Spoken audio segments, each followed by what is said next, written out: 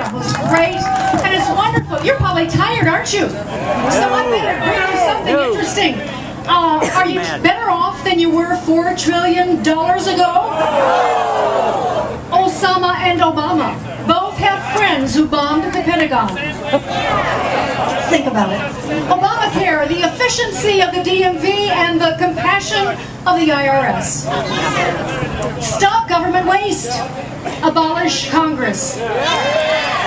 Fight socialism. Buy a Ford. Barack Obama, a new chapter in American history. Chapter 13. Okay, now I got you laughing. It is a pleasure to be here. What a great day. Isn't this something? And what a great time to be free. Thank God we're still free.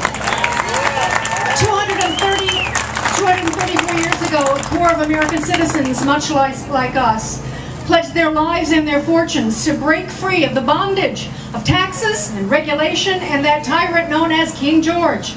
They signed their name on the dotted line, knowing full well it was no exercise in penmanship, but a commitment to establish freedom once for all in their land. Now, they won their freedom, and ours too.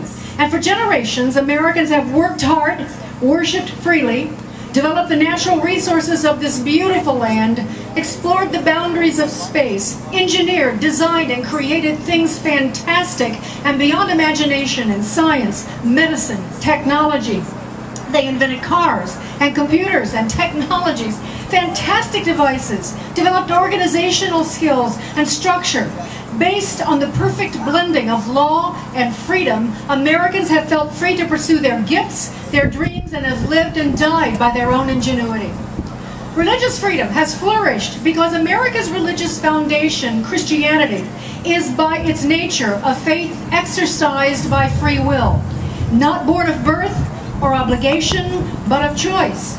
It was with this foundation that the early Jews, and then later all the world religions, found a place and a sanctuary here, not punished for their unique religious conscience. Freedom is the foundation of a strong religious faith.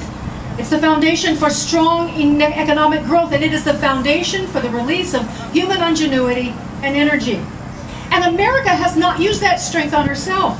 She has welcomed the world's people yearning to be free. She has used her prosperity and the strength of her character applied to military might to protect and defend nations all over the world, not as conquerors, but as warriors handing out chocolates to little children, offering hope and peace, building up where we have made war, making friends and allies of our enemies, sending unbelievable amounts of money and human treasure to aid in tragedies, build hospitals, feed the hungry, fight the diseased. There has never been a country like America. Never. A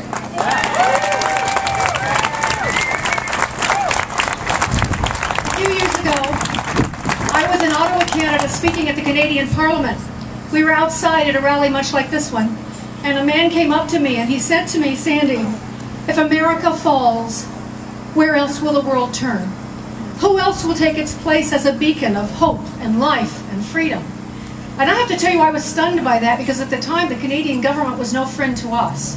And I was amazed by that. But you know, on AM 1160 every day from 3 to 5, we talk about this. And when I open the phone lines to talk about the loss of liberty, guess who calls? People who used to live in the former Soviet Union. People who used to live in Cuba. People that were under Marcos in the Philippines. People call, and I hear in their voice dismay and concern that this new beloved country of theirs could go the way of their old country which they fled. Even the Germans, this is very interesting, even the Germans who were once our enemies, we all remember that, have come to a very different place. There was an article in Der Spiegel just this week, and the title of the article is "A Wall Separates Merkel." Merkel is Angela Merkel. She was born in East Germany. She is now the Chancellor of Germany. Angela Merkel and the land of her dreams. It states, Angela Merkel is traveling across America this week. It's a country she loves. But the German Chancellor is still having trouble connecting with Barack Obama. Then they go back and talk about November of 2009 when she gave a speech to a joint session of Congress. Listen to this. If you've ever been to Germany, I used to live in Berlin. This is the place where when you go into a store and you start to touch the lettuce, they slap your hands. They're not warm and I love the Germans, but this is their nature. So this is what's remarkable. They say in Der Spiegel, when she was responding to a journalist's question shortly before the speech, something happened that almost never happens. She swallowed. She had a lump in her throat, and it rendered her speechless for a few moments. She was excited because the speech meant a lot to her. And then she stood before the assembled U.S. representatives and senators and said that because of the Berlin Wall, America had long been the land of unlimited opportunity for her. I had to create my own picture of the United States from films and books, some of which were smuggled in from the West by relatives. I was passionate about the American dream, the opportunity for everyone to be successful, to make it in life through their own personal effort. Ladies and gentlemen, when the Chancellor of Germany can weep at the thought of the greatness of America, while the American president can only apologize and express shame for its alleged evil, what does that tell you? He's a terrorist! It tells you that this president should never have been elected. It tells you that he does not love this country like you do, or like I do, or even like the Chancellor of Germany does. Could an enemy do more to dismantle or destroy this country? His mentors from the earliest years were leftist, from his mother and father to his communist mentor, mentioned in his biography, look it up, communist activist Frank Marshall Davis. Barack Obama has never been enamored with America because he really doesn't know it. The hero of his mentors was the old Soviet Union.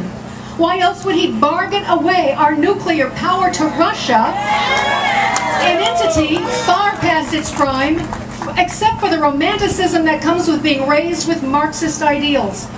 Why else would he implement economic policies that create and sustain unemployment, institute unsustainable debt, reward non-contributors, and punish the ambitious?